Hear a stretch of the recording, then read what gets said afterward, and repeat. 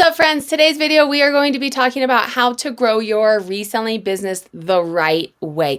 It is imperative to pay attention to what I am about to tell you, because if you don't, you're just going to be spending more money and not actually making more money on the same level. At the end of the day, it's going to be more cash flow without more profit. So let's jump right into it. This is the golden formula for resellers. That is not. Let me click the right button so you guys can see what it is.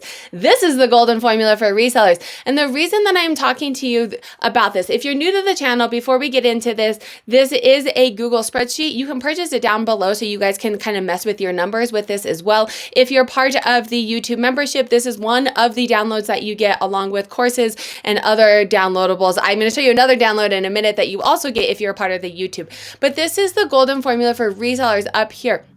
It's essentially just putting a mathematical formula with making money, right? So you have your gross revenue over here. This is how much money that you make. If you put a equation with it, then you can move the variables over here on this side, right? Think about 7th grade math. You have an equal sign. Anything on this side goes up, this side goes up too, right? And that is the ultimate goal, is to grow your business. You want your gross revenue to grow. You don't want your active listings to necessarily grow to grow your business. That is one way. If you get more active listings, you can make more money. But if you get more active listings, you also have to spend more money. So we'll talk about putting this mathematical formula in a way to help you grow your business. And having these three things that go into your gross revenue is going to allow you to make more money without spending more money and growing in the right way, right? You want to make sure that you are, let's say you are growing and you are buying more items. If you're not paying attention to all of these metrics as you are doing that, and your items are not selling at the same rate that they previously were, then you are doing yourself a disservice. You are just buying more items. You're becoming a hoarder and not a reseller business, right? So let's talk about how to become a business in the right way and grow your business without becoming a hoarder, right? Let me know if you guys ever feel like hoarders, right? Like when items don't sell for me, I'm like, am I a business or do I just feel like a hoarder? So you have your sell-through rate. If you're new to the channel, your sell-through rate is how many items you have sold out of how many that you have for sale. This is one of the most important metrics to pay attention to because it gives you a rate. It gives you a percentage. If you are saying, hey, and this is one of the things as you grow your business, if you say, hey, I have more items available and I'm selling more items. Well, yeah, you're going to sell, but what is the rate you're selling at? This should stay consistent, right? If you have 100 items for sale and you sold 10 items, you have sold 10% of your inventory.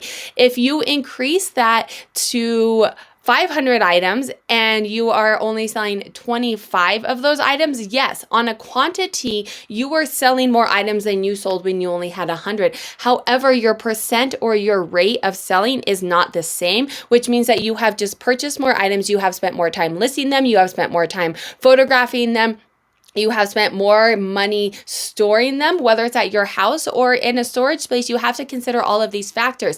And 25 out of 500 is 5%. You are now selling at half the rate that you were selling before, and this is a problem. This is why paying attention to these numbers as you grow is so important. That is your sell-through rate. You have your average, your active listings. This is one of the ways. This is one of the most recommended ways to grow. However, if you follow my channel, you know this is not my highest recommended way to grow, because with active listings comes more money spent, more time spent, and more storage, right? And if you can grow in ways without having to do all those things, you're going to be making more money and more profit in the long run. And then you have that multiplied times your average sale price, right? So now down here, I have, these are the ones that you can edit, and you can go through and say, hey, if I strictly just increase my sell-through rate from 3% to 5%, I am now making $100 or $250. That's $100 more without buying and selling more items. And then if I went through and said, hey, I'm going to really pay attention to my average sale price, and I'm just going to increase the items that I'm buying and increase my average sale price. On average, how much are my items selling for? Now I'm up to 375 items. And then this is the one that comes in and everyone's like, hey, active listings, active listings, active listings. Absolutely important. If you double this, yes. Oh, wait, that's 1,000. I missed a zero. If you double that, yes, you will make more money, but you can also do it by moving some of the other pieces of the puzzle. Now, what I'm going to say before I talk about strategies in what you need to do to increase your sell-through rate, what you need to do to increase your average sale price, and then obviously your active listings, pay attention to these numbers as you are growing. Grow slow, my friends. If you grow too fast, any of the little issues that you have now are just going to be on a larger scale. You're spending more time and more money. Be very mindful in what you're doing. Pay attention to all of these numbers on the left side of the equation, your sell-through rate, your average sale price, and your active listings. Pay attention to these numbers as you grow. Most of us pay attention to our active listings as we grow. So this is the Sarah Styles Sales and Trends Dashboard, and this is one of the ways you guys can track and manage your information however you want. But as you're growing, this dashboard, it's for purchase down below. You put your information, so you just type all your listings in here as you list them, as they sell, and manage it. But then you can pay attention to how things are growing for you. Sorry, it's kind of slow right now. There we go. As I stream, it's a little slower on the back end. So this is one of the charts. I'm going to show you a couple other of the charts, but for the purpose of really paying attention to what's going on a 28-day comparison. So this 28 days compared to the previous 28 days, is your average sale price going down? And if your average sale price is going down, that may be okay. So this is going down to 12. That's fine. But then let's increase our sell-through rate to 7%, right? They work interchangeably, and then we're still okay. So if you're like, hey, I need more active listings, I cannot find enough items at a high average sale price, I need to lower my average sale price in order to increase my active listings. That's fine if you do it strategically. So you lower your average sale price, you need to be making sure that you are finding items that have a higher sell-through rate. How do you know that? Look in Terapeak. I'll link a video up above on how to use Terapeak. You can also look at your numbers. Look at your categories that have a high sell-through rate. For me, I sell women's fashion. Yours is going to be different. It doesn't matter. It's all numbers. 22% sell-through rate. That's what I want to focus on. If my sell-through rate, if my average sale price is going down, sweatshirts is up there. This is winter and fall. So most of my average sale price most of the items sell a little bit higher in winter and fall. But look at your data. And if you have to lower your average sale price, you need to increase your sell-through rate in order to make more gross. Otherwise, what you're going to be doing, right? So let's look at the numbers. You do 5%. Your sell-through rate doesn't change, but you have lowered. So let's look at what these numbers look like. Let's say you're at $15 and $500. You say, I want to increase my active listings. That's all I'm focused on. I'm going to increase it to 1,000.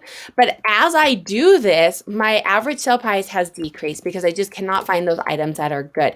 Your item and my sell-through rate is stayed the same. You're not really making more money. You're just spending more time and storage space and money to increase your active listings without actually making more money. Growing your business means growing the money that you're making, not just the items that you are storing and hoarding, friends, right?